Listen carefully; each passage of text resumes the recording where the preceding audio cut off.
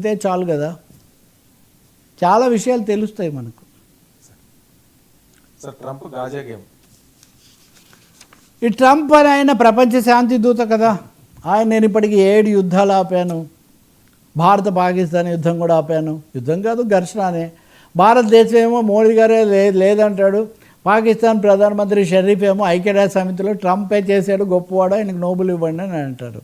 ఇప్పుడు ఇది ఆపాడు, నెక్స్ట్ ఆయన గాజాకు పోతున్నాడు. సార్ గాజాలో 60-70 వేల మందిని చంపారు, చిన్న పిల్లలు చచ్చిపోయారు, జర్నలిస్టులే 200 మంది చచ్చిపోయారు గాజాలో. జర్నలిస్ట్ మనం తప్పకుండా తలుచుకోవాలి, 200 మంది చచ్చిపోయారు. వాళ్ళలో ఒక అతను ప్రపంచ జర్నలిస్టులందరికీ ఒక లేఖ కూడా రాసి ట్విట్టర్ ద్వారా విడుదల చేసి ఘోరమైన పరిస్థితులు ఉన్నాయని రాశాడు. ఎప్పుడు ట్రంప్ ఏం పట్టించుకోలేదు. నెతన్యాహు అనేవాడు రెచ్చిపోయి మాట్లాడాడు.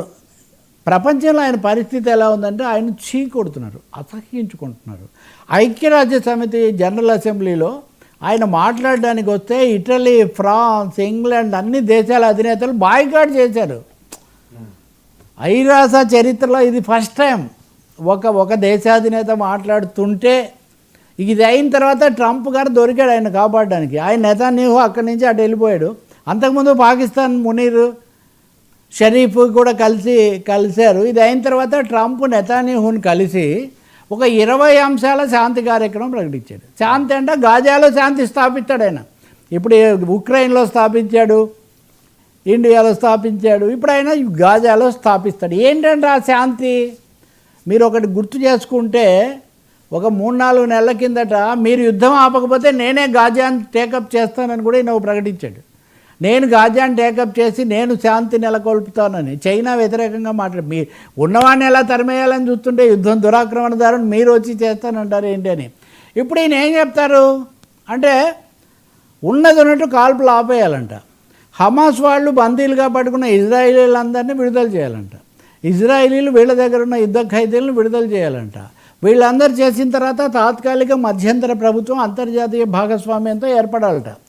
అంతర్జాతీయ భాగస్వామ్యం అంటే మీరు చెప్పండి, ఇంతే కదా ప్రపంచం అన్ని చోట్ల నేనే యుద్ధాలు ఆపుతానన్నట్టుగా ఈయన గారు అంటే అమెరికా ఆధిపత్యంలో అక్కడ ఒక మధ్యంతర ఏర్పాటు జరుగుతుంది. పాలస్తీనాను స్వతంత్ర దేశంగా గుర్తిస్తూ ఐక్యరాజ్య సమితి తీర్మానం చేసిన తర్వాత స్వతంత్ర దేశంగా పాలస్తీనా ఉంది, ఇజ్రాయిల్ బయటికి పోని చెప్పే బదులు ఇద్దరిని ఒకటే ఘాట కట్టి మధ్యంతర ఏర్పాటు అన్ని దేశాలు ఉంటాయండి. ఇది ఎక్కడండి? పెన మీద నుంచి పొయ్యిలోకి పోయినట్టే కదా, వాళ్ళు అప్పగిస్తారు. ఇప్పటికి చాలాసార్లు పాలస్తీనా కానీ వాళ్ళందరూ వెనక్కు తగ్గారు, కానీ ఇజ్రాయిల్ ఎప్పుడు దురహంకారంగా దురాక్రమణతో వెళ్తూనే ఉంది కదా. కాబట్టి దీన్ని వెంటనే స్వాగతించిన వాళ్ళు ఎవరు తెలుసా వర్మ? ఒకటి Pakistan Sharif, what a great idea అన్నాడు ఆయన. Next prime minister Modi.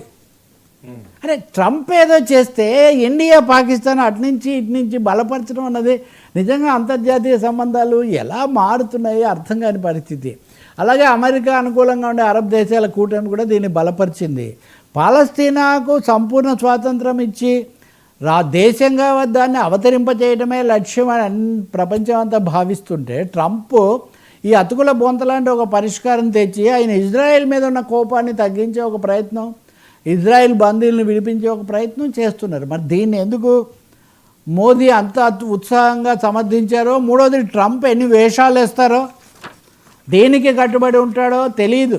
ఆయన లోపలేం మాట్లాడుతూ మన విషయంలోనే ఆయన అంత దగాకోరుగా ఇండియా నేనే చెప్పాను అంటున్నాడు. కాబట్టి ఐ థింక్ మోదీ అత్యుత్సాహం కూడా బొత్తిగా అవసరం లేని విషయంలా కనిపిస్తుంది. ఇండియా వెయిట్ చేసి ఉండొచ్చు. ఇంకొన్ని దేశాలేమో ఇంకా గాజాలో ప్రజలు మటుకు ఇదంతా బూటకం, ఇది అమలు జరిగే అవకాశం లేదు అని గాజా ప్రజలు వాళ్ళు అన్ని అభిప్రాయ ప్రకటనల్లో ఇంటర్వ్యూలలో వాళ్ళు చెప్తున్నారు. మరి మోదీ రియాక్షన్ మీద తర్వాత ఎట్లాంటిది వస్తుందో మనకు తెలీదు. దీనికి ఇంకొక 2 అంశాలు ఇంకొకటి మటు జోడిస్తాను వర్మ. 2 విషయాల్లో భారత్ వ్యతిరేకంగా ట్రంప్. ఒక విషయం భారత్ వ్యతిరేకంగా సినిమాల మీద 100% పన్ను టారిఫ్ ఇండియన్ ఫిలిమ్స్ మీద. ఇండియన్ ఫిలిమ్స్ అంటే అమెరికా బయట నిర్మించిన సినిమాల మీద 100% పన్ను వేయాలి, టారిఫ్ వేయాలని ఒక నిర్ణయం తీసుకున్నారు. దీనివల్ల దెబ్బతింటాం, మనం ఎక్కువ దెబ్బతింటాం. ఉదాహరణకు ఇప్పుడు ఓజీకి 200 కోట్లు కలెక్షన్ వచ్చిందంటే ఇందులో చాలా భాగం విదేశాల్లో వచ్చిందని కూడా కలిపి మనం లెక్కేస్తున్నాం. అసలు ఆ రంగాన్ని పెంచడానికి కూడా కొంతమంది నిర్మాణ రంగం వాళ్ళు పనిచేశారు. ఇప్పుడు ఒక్కసారిగా అమెరికాలో నిర్మాణం కాని సినిమాలకు 100% పన్ను అనేసరికి భారతదేశం 2 విధాలా నష్టపోతుంది. ఇంకా ఇతర దేశాలు కూడా పోతాయి, అమెరికా కూడా పోతుంది. ఇప్పుడు ఎందువల్ల అమెరికా నిర్మాతలు అంటే హాలీవుడ్ వాళ్ళు అవుట్సోర్సింగ్కి ఇచ్చి ఇది మీరు పలానా రామోజీ సిటీలో చేయండి, లేకపోతే ఇది ఇంకో చెన్నైలో పూర్తి చేయండి అని ఇవన్నీ కలిపి వాళ్ళు చేస్తున్నారు. కలరింగ్ ఒక చోట ఇట్లా. ఇప్పుడు అట్లా చేస్తే వాటి మీద టారిఫ్ ఎక్కువగా ఉంటుంది కదా. సో అమెరికాకు నష్టం అలా ఉంచి మన దేశానికి చూస్తే ఇంకా అవుట్సోర్సింగ్ సినిమాలు మనకు రావు. రెండోది అక్కడ నిర్మిస్తే తప్ప మనకు టారిఫ్ తప్పదు. సో భారతదేశ చిత్ర పరిశ్రమ ప్రపంచంలో అత్యధిక సినిమాలు నిర్మించేది భారతదేశమే, అందులో తెలుగు ఆంధ్రప్రదేశ్. అంటే ప్రత్యక్షంగా మనల్ని దెబ్బతీసే ఒక చర్యంగా ఆయన ఏం చేస్తున్నాడో తెలియట్లేదు. ఇంతకంటే కూడా అనూహ్యమైన ఎవరు ఊహించింది 1,00,000 మంది అమెరికా ప్రభుత్వ ఉద్యోగులు ఈరోజు రాజీనామా చేస్తున్నారు. 1,00,000 మంది రాజీనామా చేస్తున్నారు. ఎందుకు రాజీనామా చేస్తున్నారంటే పొదుపు చర్యలు. మీరు అందరు రాజీనామా చేస్తే మీకు నెల జీతం ఇచ్చి పంపిస్తాం, రాజీనామా చేయకపోతే తీసి పడేస్తాం అని ట్రంప్ ఒక హుకుం జారీ చేశాడు. దాంతో వాడు పాపం పోరాడి చివరికి ఈరోజు 1,00,000 మంది రాజీనామా చేస్తున్నారు. రెండవ ప్రపంచ యుద్ధం తర్వాత ఇంత భారీ ఎత్తున ఒక దేశంలో ఒక ప్రభుత్వం ఉన్న వాళ్ళందరినీ తీసేయడం అనేది ఎప్పుడు జరగలేదంటే అమెరికా ఆర్థిక సంక్షోభం అన్నది ఏ స్థాయిలో ఉందో కూడా మనం అర్థం చేసుకోవడానికి ఇది ఒక ఉదాహరణగా ఉంటుంది. ఇంక ఇప్పుడు టారిఫ్లు, వీసాలు, రకరకాలవన్నీ మనం చూస్తున్నాం కదా, రేట్ల పెంపులు, భారతీయులను పంపించేయడాలు ఇవన్నీ. కాబట్టి మన యువత లేకపోతే అక్కడికి వాళ్ళతో సంబంధాలు, వాణిజ్య సంబంధాలు, ఈ అన్ని విషయాల గురించి కూడా మనం ఆలోచించుకోవాలి. ఇంకొకటి పీపీపీ లేదా కార్పొరేట్ వాళ్ళు వచ్చి మనకేదో వరగబెట్టేస్తారు ఈ విధానాలతో అనుకుంటున్నాం. మనం వాటిని అమలు చేస్తున్నప్పుడు ఇలా 1,00,000 మంది ఉద్యోగులను తొలగించే అవకాశము, ఉన్న ఫలానా ఐటీ కంపెనీల నుంచి బయటికి పంపించే అవకాశము పెరుగుతూ ఉంది అన్న అంశాన్ని కూడా మనం గమనంలో పెట్టుకొని భవిష్యత్తును జాగ్రత్తగా అప్రమత్తంగా మనం రూపొందించుకోవాల్సి ఉంటుంది. లేకపోతే